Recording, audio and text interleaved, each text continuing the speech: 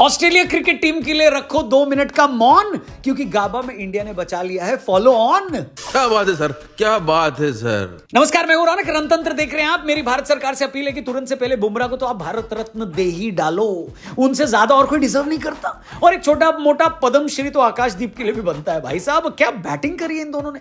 जो top order बल्लेबाज देख रहे हैं उनको शर्म आनी चाहिए कि 10 नंबर और 11 नंबर के बल्लेबाजों ने इतना बढ़िया खेला, फॉलो ऑन बचा लिया। और सबसे बड़ी बात यह है कि मैच बचा लिया, क्योंकि अगर बुमराह और आकाशदीप आउट हो जाते और फॉलो ऑन न बचता तो गारंटी देकर कह रहा हूं कि ऑस्ट्रेलिया वाले आज दोबारा हमको बैटिंग कराते, 3-4 विकेट निकाल लेते और आज शाम को ही और कल सुबह आकर के मामला समेट देते। लेकिन जस्सी भाई ने आकाशदीप के साथ मिलकर एक बार फिर हमारे पजामे में नाड़ा बनने का काम किया और हमारी इज्जत बचा ली।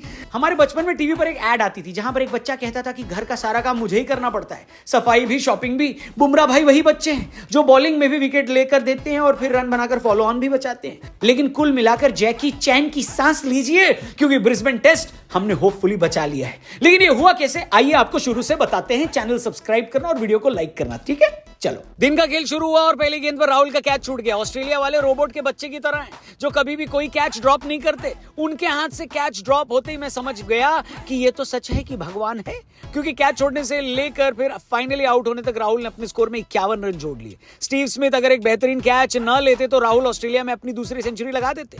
लेकिन 84 की इस पारी में राहुल ने दिखा दिया कि कितनी भी ट्रोलिंग कर लो, लेकिन विदेशी धरती पर जब बड़े बड़े कोहली और शर्मा नहीं चल रहे हैं, वहां लोगों ने राहुल नाम ही सुन रखा है। इस साल की बॉर्डर गावस्कर ट्रॉफी में राहुल अभी तक भारत की तरफ से सबसे ज्यादा गेंद खेल चुके हैं और यही उनकी काबिलियत की निशानी है। क्योंकि टीवी पर एक्सपर्ट्स गला फाड़कर यही कह रहे हैं कि हमारे पास रहाणे और पुजारा की तरह कोई लंबे टाइम तक टिककर खेलने वाला नहीं है, जिसकी वजह से ऑस्ट्रेलिया की गेंदबाज थक जाए। राहुल भाई, 2 महीने पहले तक आपकी जो ट्रोलिंग हो रही थी उसके लिए हाथ, पैर, घुटना, कोहनी सब जोड़कर माफी मांगते हैं हम।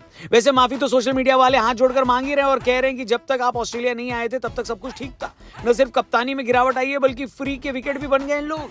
क्या आपको भी लगता है कि ऑस्ट्रेलिया में इंडिया की खराब हालत की जिम्मेदार रोहित शर्मा है? कमेंट करके बताना, क्योंकि लंच तक भले ही राहुल ने अपनी तरफ से पूरी कोशिश करी हो, लेकिन रोहित शर्मा की विकेट की वजह से इंडिया का स्कोर 6 विकेट के नुकसान पर 167 था। यानी शिकंजा ऑस्ट्रेलिया का ही मजबूत था। जैसा कि हमने कल कहा था कि इस मैच में हमें खाली अच्छे प्रदर्शन की जरूरत नहीं है, बारिश का भी साथ लगेगा। और काले मेघा ने लंच के बाद पानी बरसाना शुरू कर दिया। बल्कि मैं तो कहूंगा कि दूसरा सेशन अभी तक इस टेस्ट मैच में हमारा बेस्ट सेशन साबित हुआ है, क्योंकि न सिर्फ बारिश की वजह से अब लग रहा है कि ये टेस्ट मैच हम बचा लेंगे, बल्कि पहले मैच में सुंदर और दूसरे मैच में अश्विन को खिलाने के बाद फाइनली तीसरे मैच में जडेजा को खिलाने का दांव सही साबित हुआ। जडेजा को खिलाकर इंडियन टीम ने एक रिस्क लिया था, क्योंकि ऑस्ट्रेलिया के पास बाएं हाथ के बहुत सारे बल्लेबाज हैं। ऐसे में जडेजा, जो कि बाएं हाथ के गेंदबाज हैं, उन पर कारगर साबित नहीं होते। लेकिन जडेजा को फिर भी खिलाया गया, शायद उनकी बल्लेबाजी की काबिलियत की वजह से। और जडेजा ने बाकायदा वो काबिलियत दिखाई और अपने पहले ही इनिंग में हाफ सेंचुरी लगा दी। लोग रोहित से सीखने को कह रहे हैं कि बताओ क्या दिन आ गए हैं, रोहित भाई की जडेजा से बल्लेबाजी की टिप्स लेने की बात हो रही है। रेड्डी और जडेजा ने हाफ सेंचुरी पार्टनरशिप करके इंडिया को कुछ हद तक मुश्किल से उबारा, लेकिन रेड्डी का विकेट लेकर ऑस्ट्रेलिया एक बार फिर मजबूत स्थिति में आ गया।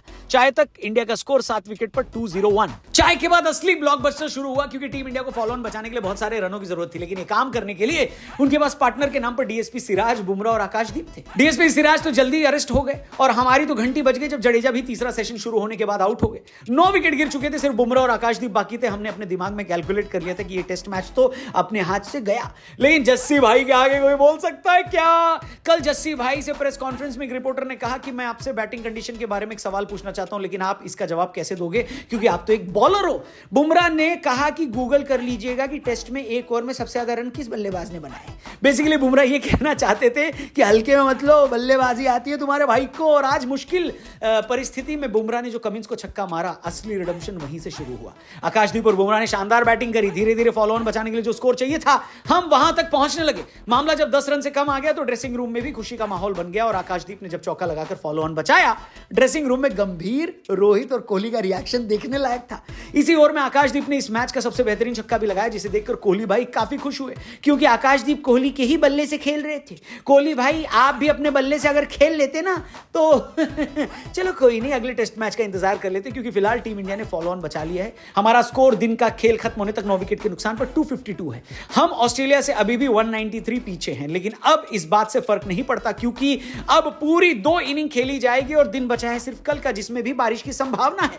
बुमराह और आकाशदीप के लिए कुछ बढ़िया सा कमेंट बॉक्स में लिख देना दोस्तों। और इस बीच ये मत भूलना कि राहुल और जडेजा ने भी शानदार काम किया है, उनके लिए भी तारीफों के पुल कमेंट सेक्शन में बंधने चाहिए। आप चैनल सब्सक्राइब कर लेना, फेसबुक पे देख रहे तो पेज को लाइक करना। थैंक यू फॉर वॉचिंग, कल मिलते हैं, तब तक के बाय बाय, जय हिंद।